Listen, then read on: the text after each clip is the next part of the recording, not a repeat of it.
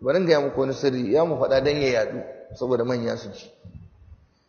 Wani zai tambaya wai me yasa aka mai da hankali akan jihar Zamfara din ake ta kashe mutane aka hana zaman lafiya wurin?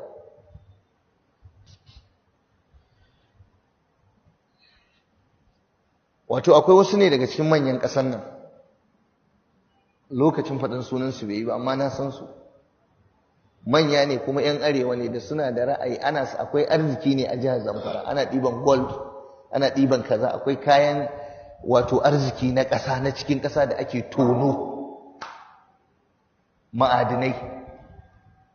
Don haka su suke da hannu wajen ɗiban wannan kayan arziki, suna fitar da su waje, suna samun dukiya.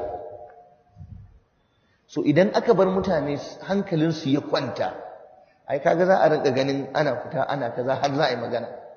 To yanzu sai aka mai da wurin a tada hankalinsu, yanzu ta rayukansu suke da gonakinsu tukunna da awakinsu da abincin da za su.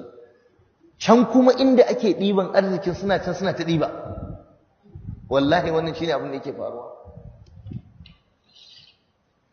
Kuma abin yana da alaka da manya, da shi yasa abin yake cinyewa. Suna da alaka da sojoji, suna da alaka da gwamnoni, suna da alaka da jami'an tsaro.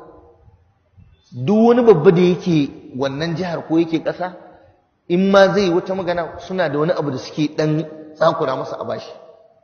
Don haka gwanda su ta kashe mutane a kasa samun zaman lafiya, su ta ɗiban arzikinsu. Yanzu kamar rikicin da aka yi ta a Borno, Sambisa da waye-waye, ai fetur ne a wurin, akwai mai ne, akwai arziki ne a wurin. So in aka bari hankali ya kwanta ba ai ta faɗace-faɗacen nan ba, to ai hankali zai koma a ce to gwamnati ta fara ɗiban wannan arziki don mutane su amfana. Duk abin da kuka ga ana yi a ƙasar nan na zubar da jini da kashe mutane, wallahi akwai hannun musulmi 'yan arewa, manyan ƙasar nan akwai hannunsu a ciki. Kurin munafurci ne ake ba a faɗa. Yanzu da ka zo ka tara kayi kaza sai ka an turo security a kira ka, me za a yi wannan bayani, ya za a yi a kaza, shikenan ba sa so a faɗa, ba sa so a faɗa.